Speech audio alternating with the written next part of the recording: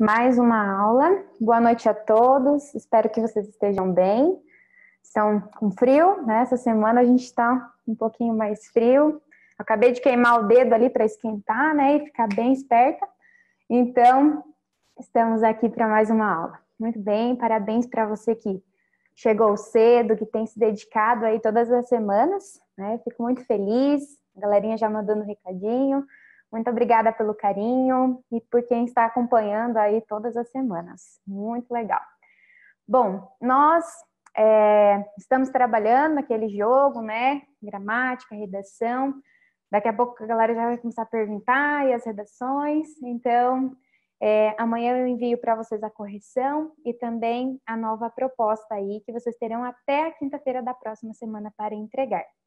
Tá? Então, busquem sempre cumprir o prazo, né? Foi até a quinta da semana passada e amanhã eu faço a devolutiva com as correções e marcações. Tudo bem? Nós vamos, agora, a partir das nossas aulas, nós vamos trabalhando também as competências do Enem dentro das nossas aulas, tá? E isso vai abordar, né, gramática e redação, não tem como separar, a língua é uma, né? Embora a gente separe por uma questão de estudo, de organização na escola, mas ela é uma só, né? Então, nós vamos hoje trabalhar um pouquinho uma competência muito importante. Corrigindo os textos de vocês, eu tenho observado, assim, algumas dificuldades, e eu sempre deixo os recadinhos para vocês lá em relação à questão da uso de crase, a questão da pontuação, né? Mas, principalmente, a pontuação é onde mais pega. É o desvio campeão, em termos aí de Enem, né? O maior desvio. Então, hoje nós vamos trabalhar um pouquinho sobre isso, tá? Sei que você já sabe muitas coisas, nós vamos relembrar, retomar, talvez aprender algumas. Mas eu peço aí que vocês possam me acompanhar, prestem atenção, preparei a aula aí para que a gente possa realmente tirar e esclarecer dúvidas, tá bom? Qualquer dúvida, vocês já sabem, envie aí para a professora Priscila e também para a professora Eunice. E assim, conforme, né, durante a aula, elas vão me passando também as dúvidas, tá bem? Então, vamos lá. Iniciando aqui, vou compartilhar a nossa tela para que a gente possa observar, então, o nosso material. Bom, vamos lá, então. Eu coloquei aqui, como título da nossa aula, analisando as competências do Enem. Como a gente já sabe, já está cansado de saber, o Enem possui 5 competências, certo? E cada uma dessas competências, então, é avaliada de 0 a 200. Né? Então, um nível péssimo, nível precário, nível insuficiente, um nível mediano, um nível bom e um nível, assim, show de bola. E quando você recebe a tua redação corrigida, você tem essas marcações, né? Então, de 0 a 200 em cada competência. Hoje nós vamos começar a trabalhar a primeira competência do Enem, tá? Aqui, a primeira competência, ela é demonstrar domínio da modalidade escrita formal da língua portuguesa, tá? E esse domínio, ele envolve muitas coisas, né? Muitas regrinhas. E talvez porque você não sabe utilizar bem a vírgula, por exemplo, você pode ser prejudicado na hora da sua escrita. Então, por isso hoje nós vamos relembrar alguns usos, tá? E é onde mais pega, assim, no momento lá nas redações, é a questão do uso da vírgula. Bom, na primeira competência, então, só para a gente relembrar, o que é avaliado? Então, você recebe lá a tua redação, competência 1, 2, 3, 4 e 5. Na primeira competência 1, vai ser aí avaliada a questão da pontuação, da acentuação, concordâncias verbal e nominal, a questão da regência, ortografia e também a impessoalidade, que é um outro ponto que eu sempre marco também nas redações, né? Porque a gente tem esse vício de utilizar de forma elíptica a primeira pessoa. Então, quando a gente fala, mas eu não uso eu, acho, eu penso, mas se eu uso pensamos, queremos, fazemos, eu estou utilizando a primeira pessoa do plural. Então, tudo isso é avaliado dentro da primeira competência. Hoje nós vamos trabalhar, logicamente, com um dos assuntos, que é a questão da pontuação. Não temos como trabalhar tudo dentro de uma aula, né? Porque envolve aí muitas regras. Então, vamos com calma, mas vamos aí retomando aquilo que é importante. Bom, vamos lá então, seguindo o barco. Para que servem tantos sinais? Então, se a gente pensar, existem alguns sinais que a gente utiliza na hora da escrita. Quando a gente fala, talvez eles aparecem também, dependendo da entonação, né? Dependendo da forma como eu expresso uma ideia, eles também, a gente sabe que eles existem ali. Mas na fala, na escrita, eles exercem uma função muito importante. Né? Então, nós temos que entender que eles têm uma função. Embora você ache, não adianta de nada, não sei para que serve isso. Né? Então, a gente vai dar uma relembrada hoje. Bom, agora eu quero ver se a galera já está esperta aí, professoras. Vocês podem me ajudar aqui? Tem uma pergunta aqui. Já tem a pergunta? Pode falar, o aluno Brian diz por que precisa ser impessoal? Isso é uma coisa que ele sempre tenta ser, mas nunca entendi o objetivo disso. Então, cada tipo textual, cada gênero textual, só vou interromper aqui um pouquinho, né, para a gente não misturar muitas coisas, mas cada tipo textual, cada gênero textual possui um tipo de linguagem específica, possui uma estrutura específica, possui um público-alvo específico, e quando a gente utiliza essa linguagem, né, por exemplo, nós estamos produzindo dissertações argumentativas. Dentro da tipologia de dissertação, que são textos em que a gente utiliza uma opinião, um argumento, nós temos alguns gêneros que nós podemos usar a primeira pessoa. Por exemplo, numa resenha, num debate, numa carta argumentativa, mas o gênero textual, dissertação argumentativa em específico, nós devemos empregar essa linguagem impessoal. Porque vai ser uma linguagem, assim, já treinando também, capacitando vocês para uma linguagem mais científica, onde em nenhum momento nós também aparecemos nesse texto. Não há necessidade de nós, para nós demonstrarmos a nossa opinião, dizermos que somos nós que pensamos assim. Nós podemos demonstrar nossa opinião de forma indireta, de forma organizada dentro de uma estrutura textual. Então, esse gênero específico, ele tem uma estrutura específica que nós já trabalhamos aqui, e também uma linguagem específica, que é a questão da impessoalidade. Tá? Oi, Pro. Acho que está fechado o teu áudio. Pro, a Andressa pede para você explicar o uso correto do gerúndio na redação. Pode ser depois, para a gente não se atropelar, mas eu posso falar também nas próximas aulas sobre isso, tá? A questão do gerúndio é bem especial aí o nosso uso, tá? Não, é só uma dica, assim, geralmente a gente não deve iniciar, introduzir ali já uma oração utilizando, né, um gerúndio. Mas a gente pode conversar mais sobre isso aí nas próximas aulas. Gente, vão enviando as perguntas, só vamos tentar relacionar ao tema para a gente também conseguir contemplar o tema de hoje.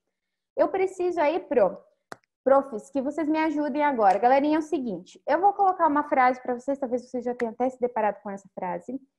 Lembrando que o nosso assunto hoje é pontuação, e depois nas outras aulas eu vou trabalhar em pessoalidade com mais calma e vou trabalhando também essas outras questões, tá bom? Fiquem calmos. Bom, vamos lá, que a língua é bem ampla, né? Então, senão a gente não consegue trabalhar aqui. Bom, então vamos lá. Eu vou compartilhar novamente, e aí eu vou pedir para que vocês pontuem rapidamente aí no chat, vocês vão falar se está faltando alguma pontuação, se precisa colocar alguma pontuação e onde. Tá bom? Entenderam? Todo mundo? Vamos lá então. Então, nós temos aqui, será que a pontuação pode mudar o sentido de um texto? Então, eu tenho aqui essa oração, né? Se o homem soubesse o valor que tem a mulher, andaria à sua procura. E agora, esse período aí, existe a possibilidade de eu acrescentar alguma pontuação? Se sim, onde, como? E aí? Teve uma aluna aqui, Pro, que colocou a vírgula após a mulher. A Gabriela, né? Isso, a A Gabriela. Giovana e a Gabriela explicou que após a mulher tem que ter vírgula. Tá, então, se o homem soubesse o valor que tem a mulher, andaria à sua procura. Ok. Teria mais algum espaço para a gente colocar a vírgula aí nesse texto? Mais alguma opinião diferente aí? Não pensando, gente. A Giovana falou que ou depois de tem. Então, se o homem soubesse o valor que tem, a mulher andaria à sua procura. A Kevin Exatamente. também. Exatamente. Ambos os locais poderiam ter vírgula. Geralmente, né, se nós somos mulheres, a tendência é a gente colocar ali depois da mulher mesmo, né? Então, se o homem soubesse o valor que tem a mulher, andaria à sua procura. A tendência, geralmente, se for um menino, né, pode acontecer dizer, se o homem soubesse o valor que tem, a mulher andaria à sua procura. Bom, então a gente já pôde perceber que a pontuação pode sim alterar o sentido de um texto, tá? Então, vamos ver aqui outro texto. Aqui, vamos ver aqui a questão do sentido dessa frase. Talvez você já até conheça daqui também. João toma banho e sua mãe diz ele quer o banho frio. E aí? Existe algum tipo de pontuação que eu preciso acrescentar aqui? Sim, não, onde? Quero ver se a galera que está aí espertinha já, está aqui comigo, né? E aí? Vamos lá, pessoal. Existe algum Fernanda tipo de colocou pontuação? João toma banho. E sua mãe diz ele quer o frio. Quero banho frio. Depois de João. A Fernanda diz depois de banho. Meu Deus, vamos lá. João, vírgula, isso? Toma banho e sua mãe diz ele quer o banho frio? E a Fernanda disse depois de banho, isso? João toma banho e sua mãe diz ele quer o banho frio. Mas será A que ainda não falta uma coisa aí, gente? Vamos lá. Pode falar, Pro. Evelyn diz para colocar 2 pontos depois de diz. Tá. Então, João toma banho e sua mãe diz ele quer o banho frio. E aí, gente, ainda falta alguma coisa ou está tudo certo? Fernanda diz para usar a vírgula e os 2 pontos. Tá, os 2 pontos depois de diz e a vírgula onde mesmo? Ela não sinalizou. Tá, sinaliza aí, Fernanda, para a gente conseguir tentar colocar sentido nesse negócio, né? Porque por enquanto não tem sentido nenhum. Conseguiu? Vamos pensar aí.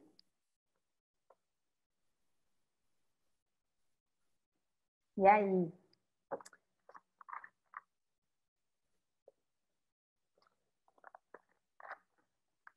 Demais, deixa eu ver aqui se mais alguém. 2 pontos depois de diz e aspas entre ele quer o banho frio. 2 pontos depois de ele. Bom, 2 pontos é importante ter aqui, tá? Vamos ver aí como nós podemos organizar, então, adequadamente. Então, no primeiro momento, né, esse texto ele não tem absolutamente nenhum sentido. E o desafio é que a gente possa pontuá-lo de forma que ele se torne um texto compreensível, tá? Compreensível, né? Então, o que acontece? Quando a gente tem que pensar que os sinais de pontuação, eles não estão ali somente para embelezar, para enfeitar, enfim. Eles têm, sim, uma importância, assim, crucial na organização do nosso texto. Dependendo da posição em que eu coloco, posso ter um sentido e outro. A gente já vai ver. Então, João toma banho e sua. Aqui, a gente pensou sempre como um pronome, né? Então, sua mãe, pronome possessivo. Mas, na verdade, é um verbo, né? De suar. Então, João toma banho e sua mãe, vírgula. diz ele, né? Aqui a gente poderia também utilizar, aí, como vocês falaram, né? Os dois pontos também, mas como a gente usou a função aqui do vocativo, está certo organizar assim. Então, mãe, diz ele, quero banho frio.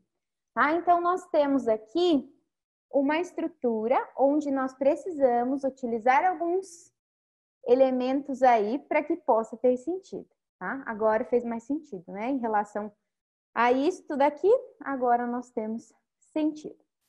Bom, muito bem. Alguns sinais de pontuação. Então, vírgula, ponto e vírgula, ponto final, os dois pontos de interrogação, exclamação, reticência, as aspas, parênteses e travessão.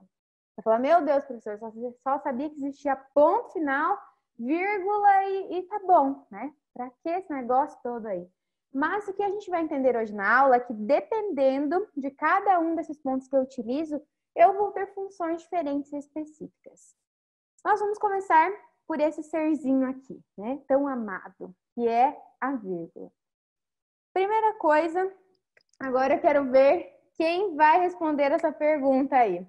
A, B, C ou D, né? Então, para que serve a vírgula? Eu coloquei algumas opções. Para enfeitar o texto, letra B. Para atrapalhar a minha vida, letra C. Para respirar, ou letra D, nenhuma das alternativas. Vamos ver quem está bom aí no gatilho. Olha, tô gostando desse povo, né? É assim, tem gente que acha que é para atrapalhar a vida, alguns aí nenhuma das alternativas. Parabéns para quem colocou a alternativa D, gente. Beijo no coração, porque colocar, eu sei que às vezes, né, para atrapalhar minha vida, a gente realmente fica meio assim. Mas a vírgula não tem nenhuma dessas funções. Nem para enfeitar o texto, claro que não, né, gente? Para atrapalhar a vida, talvez, se a gente não souber usar, mas hoje a tua vida vai mudar, porque eu vou te ensinar. Para respirar, mito, gente. Isso não existe, tá? Embora isso seja ensinado na escola e você aprendeu isso, mas não é para respirar. Ela indica uma pausa na escrita, mas não para respirar. E nenhuma das alternativas é a resposta correta. Bom, diferença de sentido aqui. Vamos ver, nós temos duas orações. Então, a mulher nervosa saiu da reunião. Segunda oração, a mulher nervosa saiu da reunião. Ah, professora, não tem diferença nenhuma. Qual a diferença? Tá igualzinha. E se eu perguntasse para você em sala de aula, você ia dizer só a vírgula. Mas, na verdade, não é só a vírgula. A vírgula é que determina a diferença. Então, na oração 1, quando eu utilizo vírgula, a mulher nervosa saiu da reunião, quer dizer que essa mulher saiu da reunião e estava nervosa. Então, ela estava nervosa no momento em que ela deixa a reunião. Isso é uma característica transitória. Lembra que eu falei dos verbos de ligação para vocês? Então, é uma característica transitória. E depois, na frase 2, a mulher nervosa saiu da reunião, sem vírgulas. Agora, a mulher, que já é nervosa por natureza, né, saiu da reunião. Aqui nós temos uma característica permanente, tá? Então, há várias mulheres, mas apenas uma deixou a reunião, aquela, né, que é ali nervosa. Tá, gente? Então, dependendo aqui da posição que eu utilizo a vírgula, eu tenho um sentido ou outro. Muito bem. Uma coisa aqui, uma dica muito importante para vocês é em relação à questão das construções nos textos. Geralmente eu coloco lá as dicas. Período muito longo, né? Ou parágrafo muito longo. O que acontece? Quando eu coloco um período muito longo, eu torno meu texto muito cansativo. Eu afeto totalmente a coesão, a coerência textual dele. Por quê? Porque o meu leitor começa a ler e não termina mais aquilo. E a gente quer achar, assim, uma pausa, né? Quer respirar, né? Mas não tem muito espaço. Então, assim, gente, nós temos que tomar cuidado com os períodos longos. Frases muito longas. E aí, então, sempre organizar. Aqui nós temos um exemplo. Então, a menina bonita que mora ao meu lado sempre me cumprimenta. Eu, gentilmente, aceno para ela com alegria. Digo bom dia ou boa tarde. Aí nós temos aqui, né, essa seria uma forma inadequada. Por quê? Perceba, nós temos várias vírgulas ok, não tem assim, não seria o uso incorreto, é uma pausa ali e tal, mas está muito longo esse período. Então, nós transformamos. A menina bonita que mora ao meu lado sempre me cumprimenta. Ok, terminei a ideia. Eu, vírgula. Gentilmente, por que eu separo aqui, gente? Eu nunca posso separar o sujeito do verbo. Se eu não tivesse essa palavra aqui, não existiria vírgula. Mas essa palavra aqui é um adjunto adverbial de modo, né? Então, eu, gentilmente, aceno para ela. Terminei o período, terminei essa ação. Com alegria, digo bom dia ou boa tarde. Então, percebam, o meu texto ele começa a fluir mais quando eu emprego também o ponto. É esse ponto que vai utilizar e marcar entre um período e outro. Tá? Então, tome cuidado também com o uso da vírgula. Às vezes você acha que está usando corretamente, mas pode estar prejudicando a fluência do texto. Muito bem. A vírgula, vai uma aí? Aí eu coloquei, mas para que serve? Como usar? Quais são as funções dela? Tem um textinho bem conhecido, né? Se chama O Poder da Vírgula. E algumas funções da vírgula. Então, a vírgula pode ser uma pausa ou não. Não, espere. Ou não espere. Ela pode sumir com seu dinheiro. 23,40 ou 2,34. Pode ser autoritária. Aceito, obrigado. Ou aceito, obrigado. Ou aceito, obrigado. Pode criar heróis. Isso só, ele resolve. Ou isso só ele resolve. E vilões. Esse juiz é corrupto. Ou esse juiz é corrupto. Ela pode ser a solução também. Vamos perder. Nada foi resolvido. Ou vamos perder nada. Foi resolvido. A vírgula muda também uma opinião. Não queremos saber. Não queremos saber. Então, uma vírgula pode mudar tudo. Acredite. Muito bem. Agora nós vamos aí para os usos da vírgula.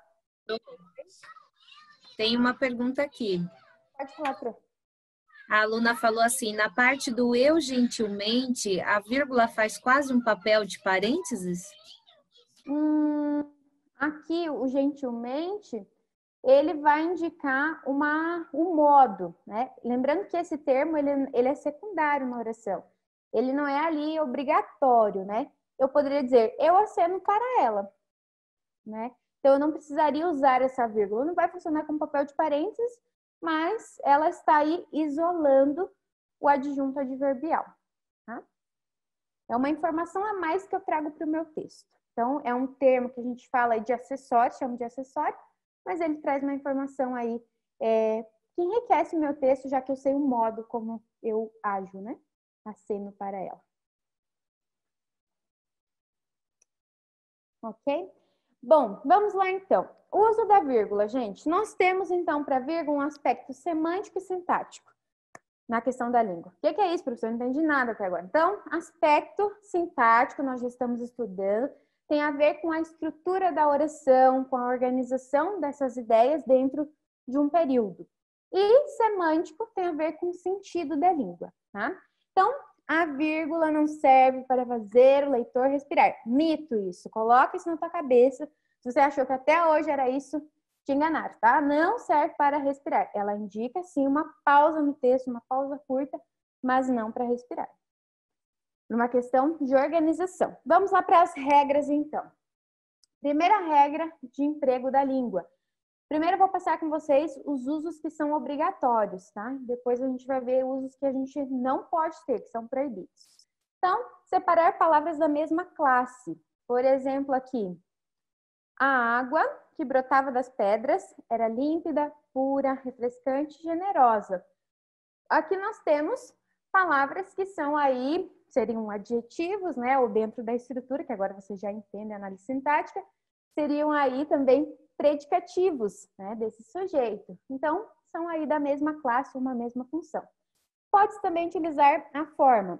A água que brotava das pedras era límpida, pura, refrescante e generosa. Então, vocês sabem que Quando a gente enumera, né, palavras que são na mesma classe, a gente pode colocar, acrescentar também essa conjunção que dá a ideia de soma, tá?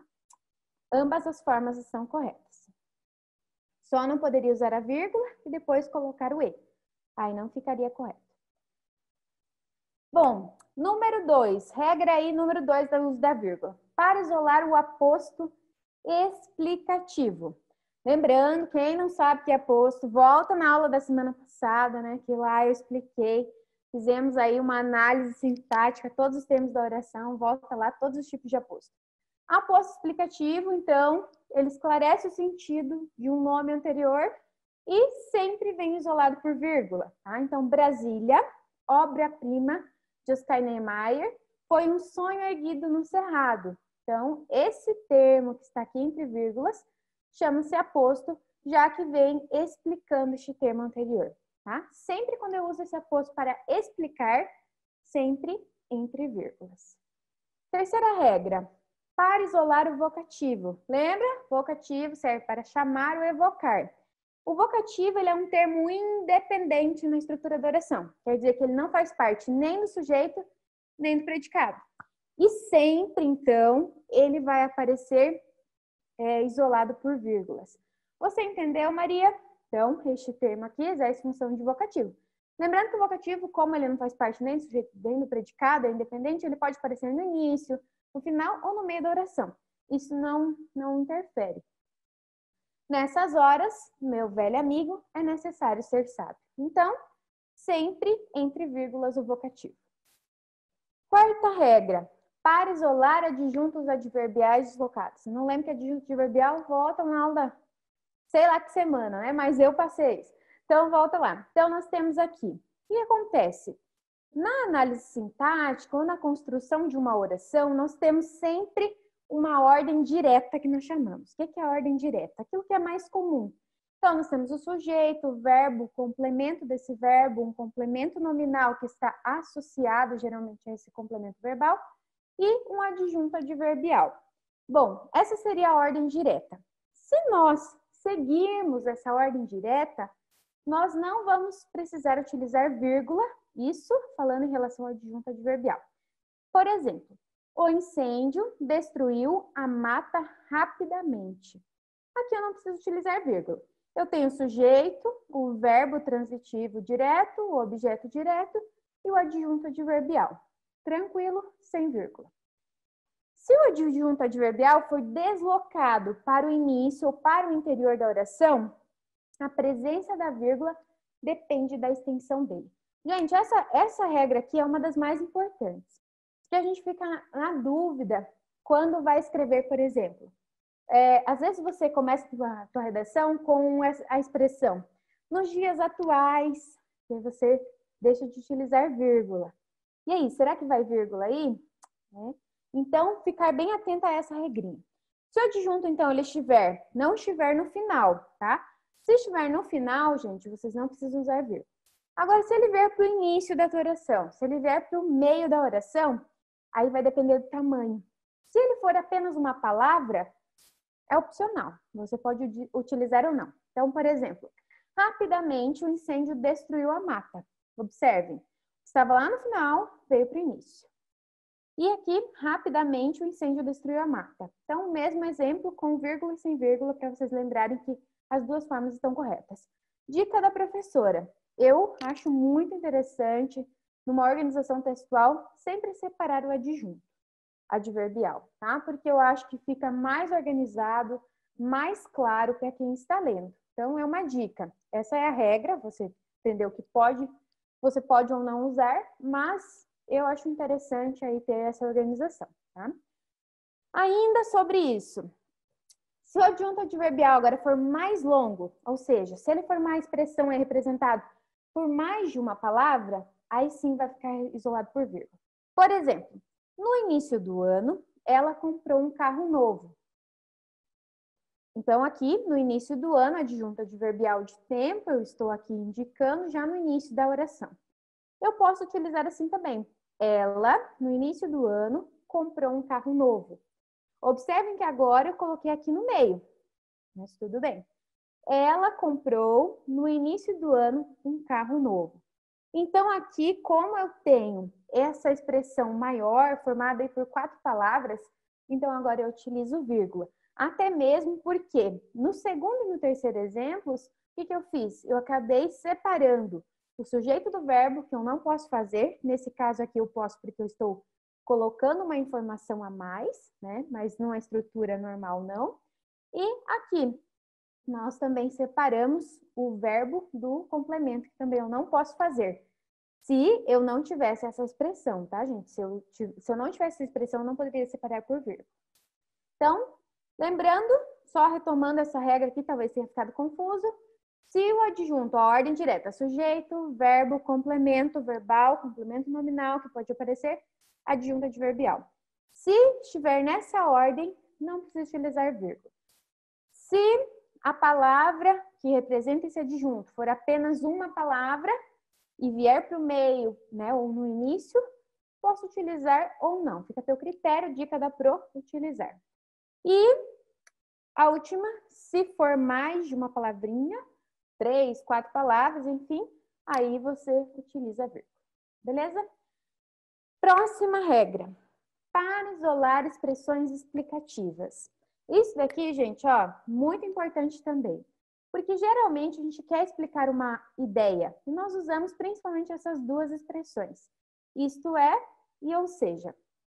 Toda vez que nós usamos essas expressões, elas existem então para explicar uma ideia, serve então para retificar, corrigir, continuar ou concluir também o sentido daquilo que está sendo dito. Então, isto é, ou seja, a saber, quer dizer, aliás, além disso, com efeito, por exemplo. Então, na escrita, essas expressões devem aparecer sempre entre vírgulas, tá? Então, fica aí a dica.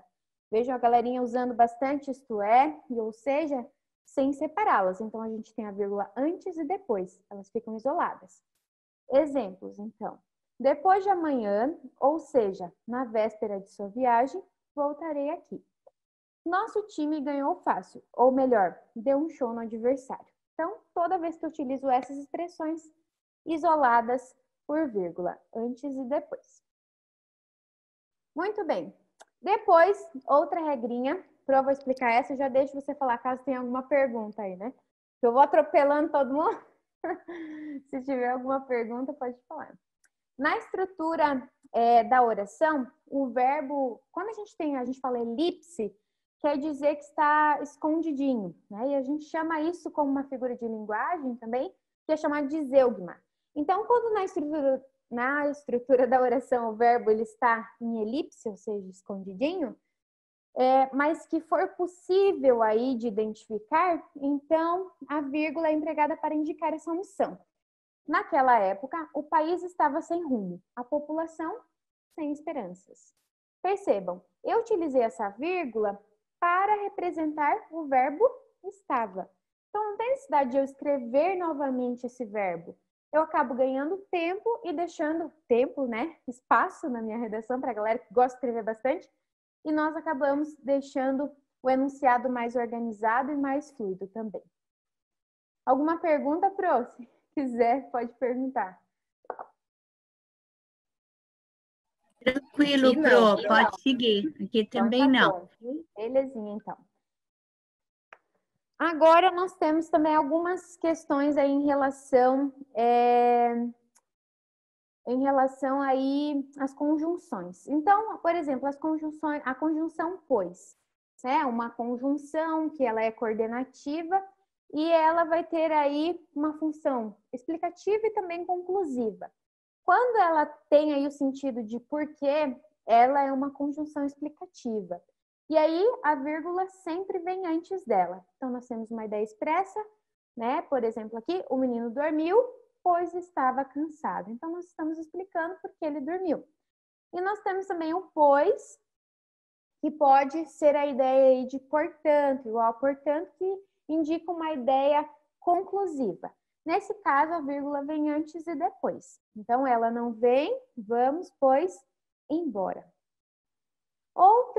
Outras conjunções, outra regrinha aí da língua, e essa é obrigatória, todo mundo saber.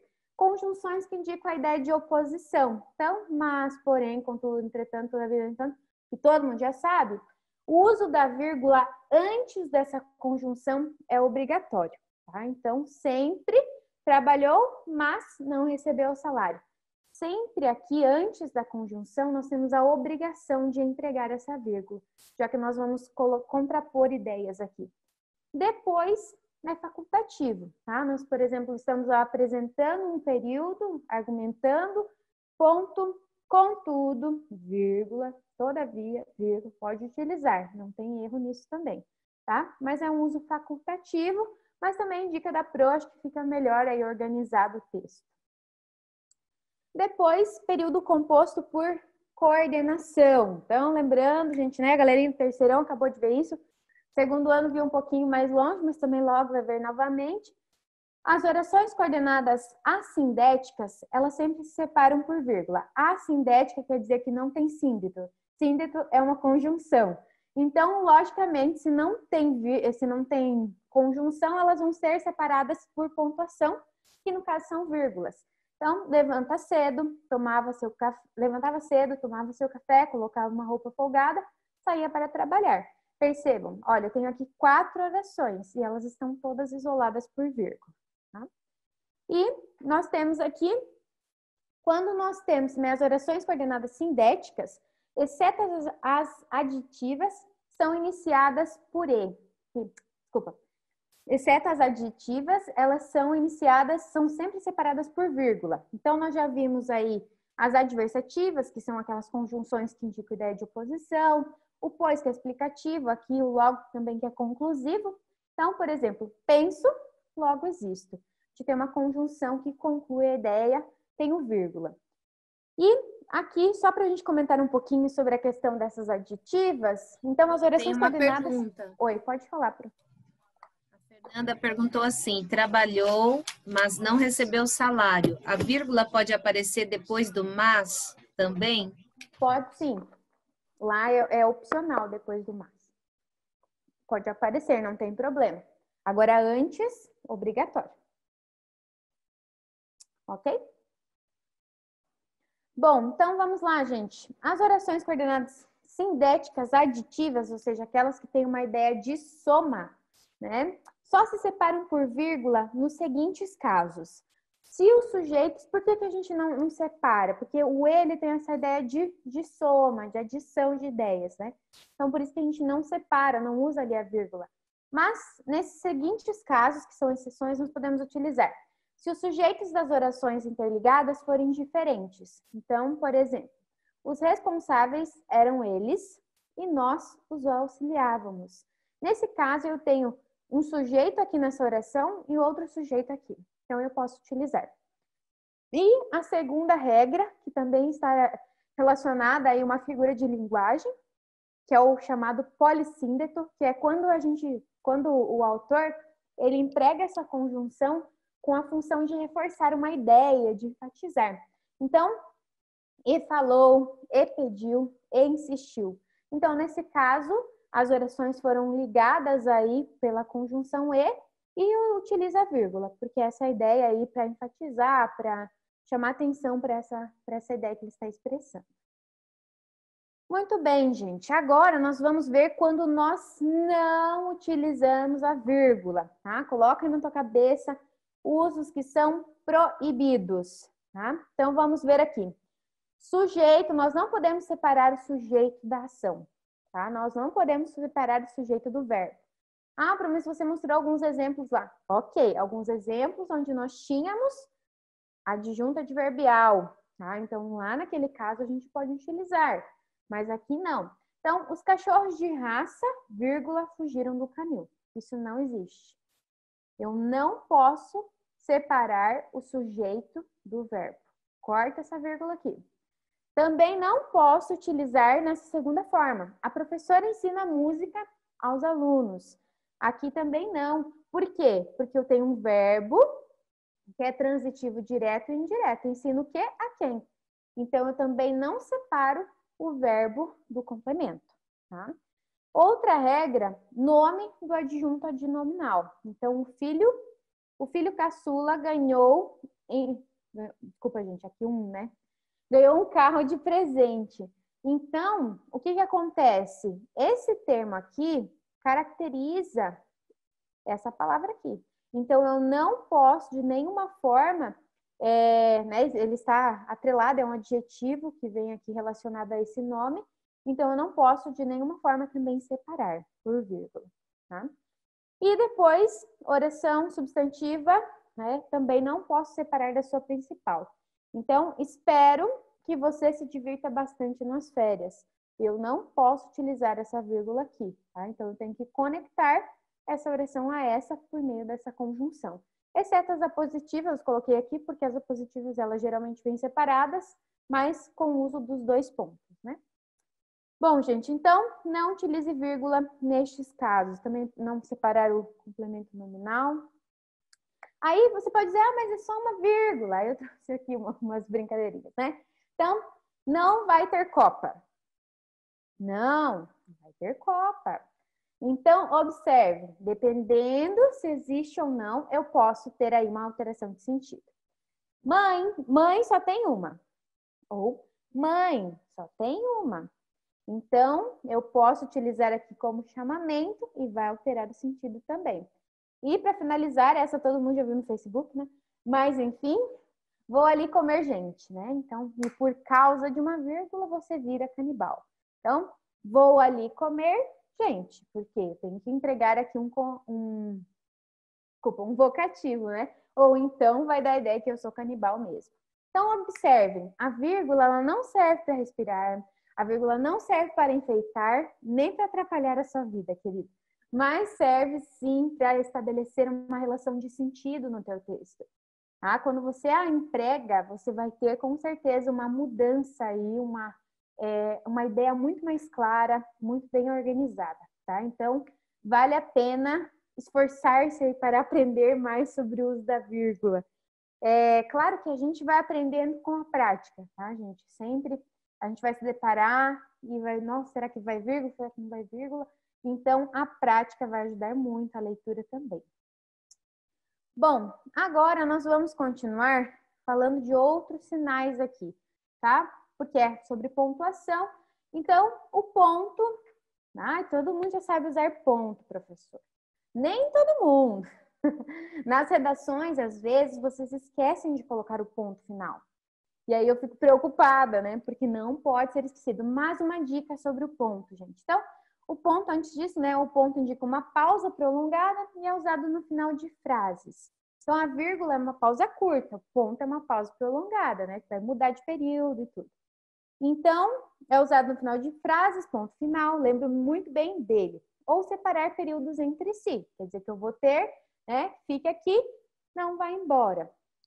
E nas abreviaturas também eu posso ter, né? Avenida, né? Vossa Excelência, dessa forma aí. Bom, gente, sobre o ponto, uma dica, né? Bem fácil, ponto não tem segredo para ninguém, logicamente, só relembrando a função, mas uma dica, nunca utilize ponto depois do título do teu texto, por exemplo. Às vezes você coloca lá o título e você coloca o ponto. Por que não? Porque o ponto vai lá para encerrar uma ideia, um período, e o título você só está começando o teu texto. Então, nunca coloque ponto ali. Depois, ponto e vírgula. Aí você vai dizer assim, já não basta ter ponto, ter vírgula, ainda dá para dificultar mais a vida de todo mundo. E mistura tudo nessa língua, né? E aí a gente vai ter o ponto e vírgula. Ele, então, indica na escrita uma pausa um pouco mais longa que a vírgula e um pouco mais breve que um ponto. Então, a gente tem alguns usos que são, assim, funcionais, né? Então, a gente, por exemplo, vai ter a questão aí, separar os itens de uma lei, de um decreto, de uma petição, de uma sequência também. Então, quando você vai fazer uma sequência de ideias, você coloca lá ponto e vírgula, e quando chega no último, coloca o ponto final. E também pode separar aí orações coordenadas muito extensas, né, o que se já tem utilizado uma vírgula. Então, ontem eram os problemas políticos, hoje os econômicos. Eu posso separar assim. Observe que aqui está em letra minúscula, tá? Então, a gente pode utilizar, pode aparecer em letra maiúscula, letra minúscula aqui, tá? Depois, os dois pontos. Eles servem para indicar a fala de uma pessoa ou de uma personagem. Então, o pai respondeu, não Desculpa, aí tá com erro, gente. Então, não corra, né? Deveria ser. E antes, enumerações ou sequências de palavras que explicam, resumem ideias. Então, meus amigos são poucos. Ana, Maria e Clara, né? Então, aqui deveria ser amigas. Eita, gente, peraí. Minhas amigas são poucas, né? Ana, Maria e Clara, que era o nome de um menino e acabei mudando. Então, e antes de citação também eu utilizo os 2 pontos. Como já dizia Vinícius de Moraes, que o amor não seja eterno, posto que a chama, mas que seja infinito enquanto dure. Os apaixonados, né? Então, sempre que nós vamos introduzir uma citação e que ela venha de forma também direta, né, logicamente, então nós vamos introduzir aí pelos 2 pontos. Agora, vai bem rapidinho, né? Depois da vírgula, que é o karma de todo mundo. Reticências. Ela pode servir para indicar uma dúvida, uma surpresa ou uma indecisão. Então, sabe, eu queria te dizer que esquece. Então, esses espaços aí representados pode ser questão de dúvida, surpresa, indecisão. Ou a interrupção também de uma frase deixada aí gramaticalmente incompleta. Alô, João está? Agora não se encontra. Quem sabe se ligar mais tarde? Então, a gente não completa a ideia, mas se ligar mais tarde, quem sabe você encontra. Então, a gente deixa aí nas entrelinhas. Pode também indicar a exclusão de trechos de um texto. Aqui eu não coloquei exemplo, só um pouquinho. Mas o que acontece? Aqui é uma dica para vocês, quando vocês querem fazer um resumo, por exemplo. Os meus alunos do 3º ano estão fazendo um fichamento, a galerinha que está aí. E quando você vai copiar trechos, né, de algum texto, de algum livro, e você quer copiar aquele parágrafo, mas não acha tão interessante todo, ou não acha tão relevante todo o parágrafo, o que você faz? Você coloca colchetes, eu coloquei parênteses, tá? Porque no meu teclado não tinha colchete, sério. Acredite se quiser, mas é verdade. E aí, coloca um colchete e coloca sempre as reticências entre, porque quer dizer aqui que a gente não copiou tudo. Tem mais uma parte que não foi colocada. E também sugerir ao leitor que complete um raciocínio. Então, quem vencerá a partida? Ora, o nosso time é o melhor. O jogo será em nosso campo. Os adversários estão sem o menor prestígio. Portanto, então você sugere, você joga todas as ideias e deixa assim entreaberta a última ideia. Para que o leitor chegue, né, a esse raciocínio. O travessão, gente. Dar início à fala de uma pessoa ou personagem. O filho perguntou: pai, quando começarão as aulas? Todo mundo quer saber isso, né, gente? Segundo uso, separar palavras, expressões ou frases explicativas. Isso aqui é bem legal também, gente. Vocês podem utilizar tanto em forma de aposto, entre vírgulas, ou também utilizar os travessões. Também pode ser usado. Então, eu coloquei aqui um exemplo, não fui até o final porque ia ficar longo. Então, o coqueiro gigante tem muita importância no Nordeste brasileiro. Era parte de uma reportagem que eu peguei. A região comporta 80% das áreas cultivadas e as lavouras estão situadas. Então, aqui a gente traz uma informação a mais, né? Vem explicando a informação anterior. Número 3. Nossa, número 3, tá bom. Número 3. Marcar mudança de interlocutor nos diálogos. Então, quando você está escrevendo um texto narrativo, você vai conseguir identificar os personagens ou quem está falando por essa ordem que vão aparecendo as falas. Né? Então, nome, Maria, profissão, escritora. Então, a gente sabe por essa intercalamento, não sei, dessa questão de mudança aí de interlocutor. Deixa eu ver aqui a hora, né, para eu não atropelar ninguém. Eu tenho uma pergunta aqui. Pode falar, Pro. A aluna está perguntando se depois do ponto e vírgula, após o uso, só se utiliza a letra maiúscula no caso de enumeração de palavras? Se for enumeração? No caso, depois do ponto e vírgula, se usa a letra maiúscula. Só se for enumeração. Aí a gente vai ter 2 usos, né? Não sei qual seria o específico que ela está na dúvida. A gente pode utilizar em forma de textos, como eu coloquei ali, e a gente pode utilizar também quando a gente vai organizar um texto em tópicos ou alguma coisa em tópicos, né? E aí a gente vai ter e posso utilizar tanto uma forma quanto a outra, tá? Não vai estar errado aí eu utilizar a letra minúscula, a letra maiúscula, tá bom? Então, não tem uma regra específica para esse uso, depois do ponto e vírgula. Já que ele vai marcar uma pausa, assim, né, um pouco mais longa que uma vírgula e mais curta que um ponto, então não tem problema a gente utilizar uma forma ou outra. Mais alguma, Pro? Aqui não, Pro, essa era a única. Então tá bom. Deixa eu ir lá, continuar aqui. Só um pouquinho. Bom, agora as aspas, gente. As aspas, então, qual a função? Primeiramente, isolar palavras ou expressões que fogem à norma culta, como gírias, estrangeirismos ou também expressões populares. Então, por exemplo, a festa na casa de Lúcio estava chocante. Conversando com o meu superior, dei a ele um feedback do serviço a mim requerido. Então, percebam, aqui a gente vai entregar uma expressão que ela vai ficar de uma forma informal. Então, é importante explicar, já que ela vai trazer talvez um sentido também conotativo, enfim. E aqui um termo que não é nosso, mas que foi adotado para a gente, para a nossa língua. Então, é importante também deixar entre aspas. Destacar títulos de obras e livros também. Filmes, músicas. Então, o romance O Triste Fim de Policarpo Quaresma relata as lutas, decepções, frustrações de um brasileiro sonhador, ingênuo e apaixonado pelo Brasil. Então, aqui nós indicamos em aspas, tá? Quando você vai escrever, por exemplo, no teu texto lá também, e é um texto digitado, você pode também colocar em itálico o nome dessas obras. Deixa ele mais tortinho assim, tá bom? Nas aspas também, elas têm a função de atribuir um sentido irônico a uma palavra ou uma expressão. Então, os aposentados... Professora, Oi, Pro. você tem compartilhamento disso? Não está compartilhando, a aluna está perguntando. Parou de compartilhar? Parou, estou te vendo, estou vendo o seu rostinho. Eita, tá? Vamos voltar tudo, então. Só um pouquinho. Desde que você começou a falar, já tem um tempinho.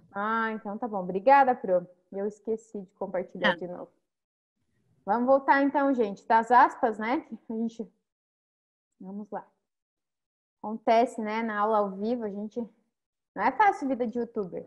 Bom, vamos lá, então. Voltando. Das aspas. Então, quando nós temos expressões que fogem... Agora todo mundo tá me vendo, né? Me vendo não. Me vendo e vendo a tela. Quando foge aí da questão da norma culta, então como estrangeirismos e expressões populares. Então, no primeiro exemplo, a festa na casa de Lúcio estava chocante. Essa expressão é uma expressão que está aqui sendo fora da norma culta, uma expressão ali marcada pela informalidade. No segundo exemplo, conversando com o meu superior, dei a ele um feedback do serviço a mim requerido. Essa expressão é uma expressão que não é nossa. Vamos dizer assim, ela foi adotada para nossa língua, mas não surgiu aqui. Então, é um estrangeirismo, deixo também entre aspas.